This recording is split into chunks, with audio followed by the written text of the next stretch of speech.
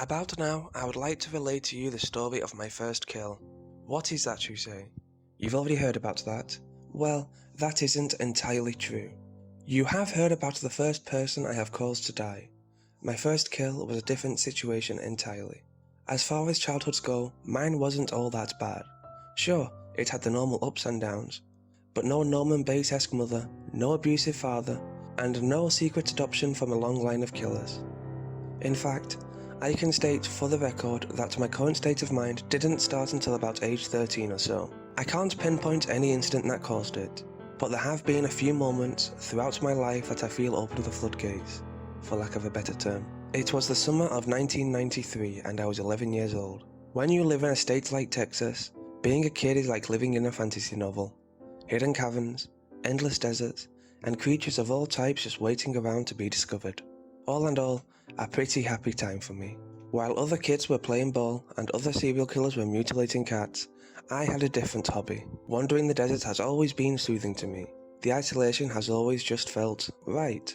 I wish I had some way of explaining this, but it is simply an immutable fact like the sun rising or a piece of meat going rotten. But being with myself wasn't the only reason I liked to search the caverns and rocks. I have always, to a greater or lesser extent, wanted to make my mark on the world. Something that would say, in no uncertain terms, I was here.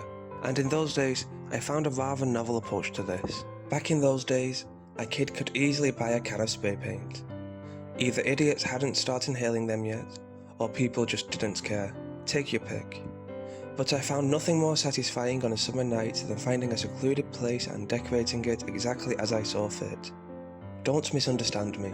I have never been a great artist, never found drawing interesting.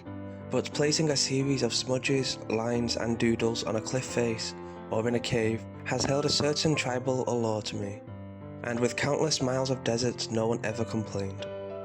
Do you ever hear someone tell a story and they start it off with, "I knew something weird was going to happen"? Those people are lying. When something weird happens, the reason it is weird is that it is unexpected. If one expected it, it would cease to be weird. So, needless to say, I was ready for another in a long line of nights under the stars, and scrambling back to my house at the stroke of 10 o'clock.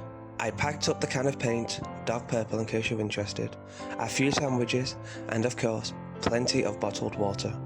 When you're traversing a desert, that goes from a convenience item to a survival item. The day was like, well, any other day in Texas, hot. By the time I had opened my gate and started my trek, my back was already soaked in sweat. But the sky was clear and I had nothing else to do.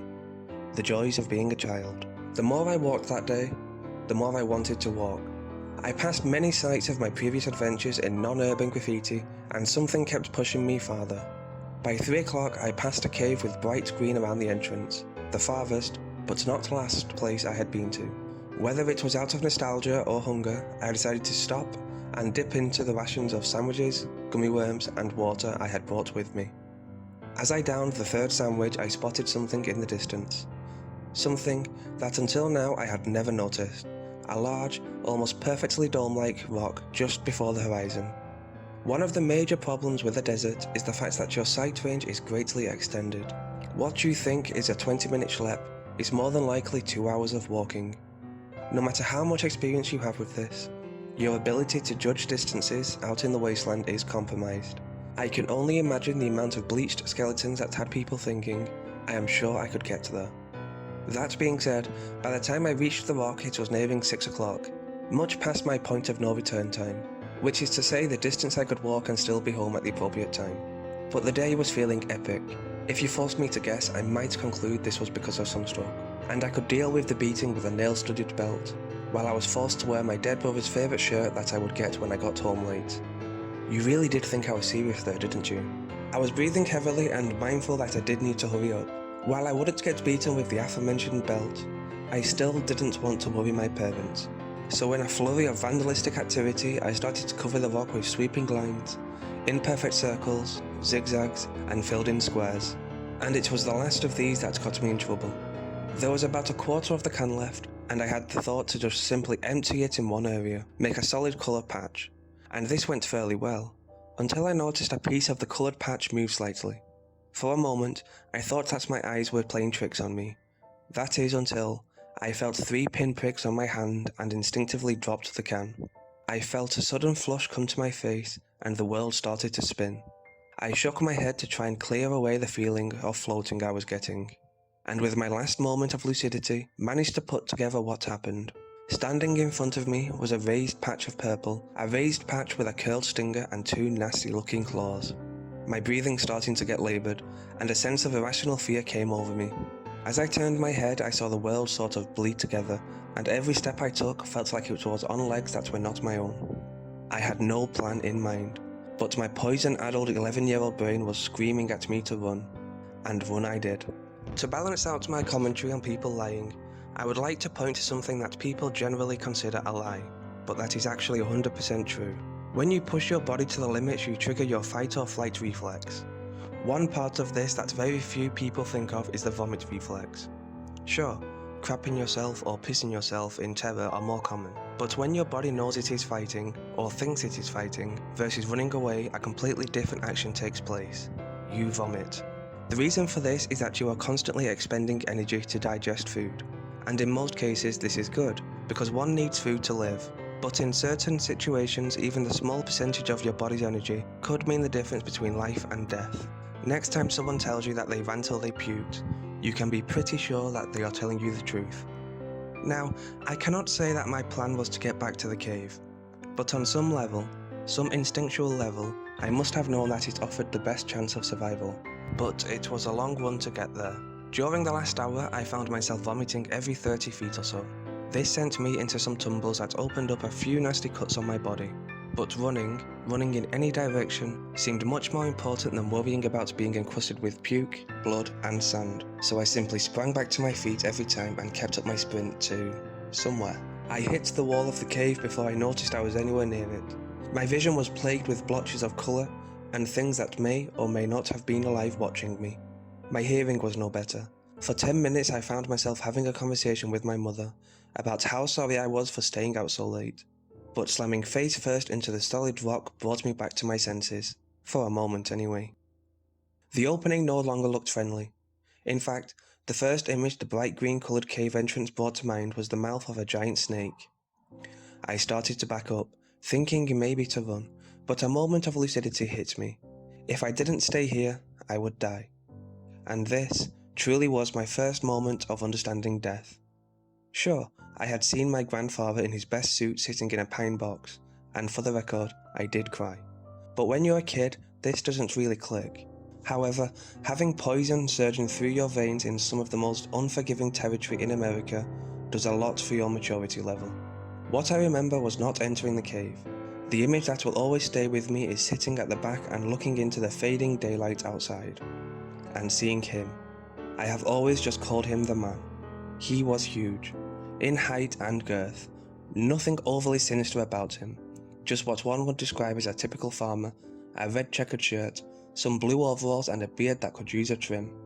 But the sense of dread he instilled in me, the sense of absolute doom has never left me. I had never seen him before, and have never seen him since, but that man, just standing there, will stay with me till the day they slip the lethal injection needle into my arm. I don't know how much time passed, but it felt like years, a symphony of my own nightmares swirling around me as the poison tried to run its course. Nothing specific, no goblins or giant spiders. Ironically, I am sure there were some fairly large ones in the cave. Just pure emotion and fear hitting me like a wave as my vision would shift to a perfectly opaque colours I will always remember. Red for fear, yellow for sadness, and a shimmering sickly green as despair hit me like a kick to the stomach. I could hear everyone I ever knew dying in one moment, and the same group laughing at me the next. I have a feeling whomever thought up the idea of hell was bit by a scorpion. But as every other user will tell you, no high lasts forever, and I finally came back to reality. One would expect me to be scared, to desperately want to get home, to cry on my mother's shoulder, but that couldn't be farther from my state of mind. This was the first time in my life I can remember ever wanting to kill something. Not in the way that a kid wants to see what happens if he throws a firecracker at a frog. Not in the way a kid wishes his brother dead because he broke his Nintendo. But in a way that a jilted husband wants to kill the guy sleeping with his wife. I knew the consequences. I knew it was stupid. but that insect tried to kill me. My mouth tasted like sugar and mushrooms, and my entire body ached. I couldn't run, and by my guess it was about 2 in the morning. But that feeling, that anger, no. Anger is not quite the right word. It was more a feeling of challenge, something from that hunter-gatherer part of me that wants to do nothing more than thump its chest and show it is the best carnivore on the block, kept me going. I dragged the stick the entire way, which took 3 hours, all the while thinking of the horrendous things I was going to do once I found the scorpion. I could go into detail, but I am sure most of you have lives to get to. Let's just say if it involved a scorpion and anything found in your average house, I thought of it. I've never been a lucky person, and my childhood was no different. But one thing I can say is that even at 5 AM in the creeping morning light, a purple scorpion is pretty easy to spot. It stood on the rock, facing me, like it had been there the entire time, just waiting for this squishy biped to return for round 2. As I approached, it lowered itself slightly, and I didn't give it time to react. That isn't to say I hit. The stick hit to the left of the creature and splintered. Wood in a desert isn't exactly the strongest stuff out there. I don't know if the scorpion recognized me, or for that matter, if a scorpion can recognize anything other than prey and rocks.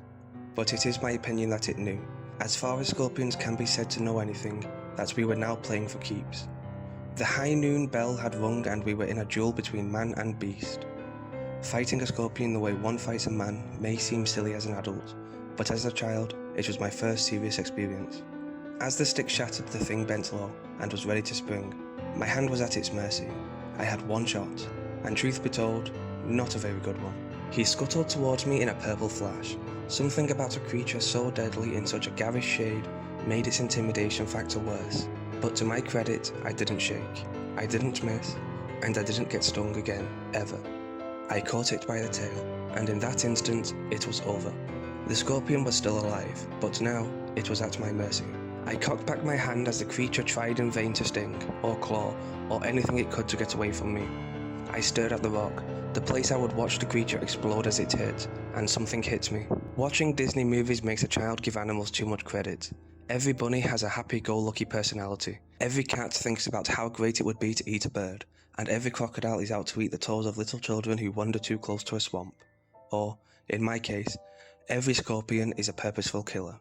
And by this logic, this death was too easy. I wanted it to go through what I had been through, literally. I sighed and got a better grip on the tail. The walk home was a horror, but the worse it got, the better I felt. The more joy I was getting out of dragging the 6-legged bastard with me. Every degree it rose made me laugh a little harder, taunt it a little more, and stop more and more often to bury its body in the sand, then rudely yank it back up to earth. I had lost a shoe at some point, and when I stepped on a rock and gashed my foot, I simply sat down and let my blood pour over the thing's face. Eventually I did get home. My parents must have realised something was wrong, because they were nowhere to be found. Only a note on the back door saying that they were at the police station, and they weren't mad at me. I got over the incident rather quickly actually. A bath, a soda, and a brief talk to my parents later, I was right as rain. Of course, I told them that I had fallen asleep at 8 o'clock, and then hurt myself trying to get back in the middle of the night. Want to know what else I did? I tore the claws and stinger off of that prick with a pair of pliers, gave it a quick soak in a glass full of vinegar, and put it in a shoebox filled with flies. For the next 3 weeks I watched maggots slowly eat at the scorpion, starting with the unimportant parts, and leaving nothing more than a shell. It moved up until day 20. While I can't say this was the one incident that changed me, it is the first time I can remember taking delight in the suffering of another creature. And yes, I do understand insects don't suffer, but that didn't make it any less satisfying at the time.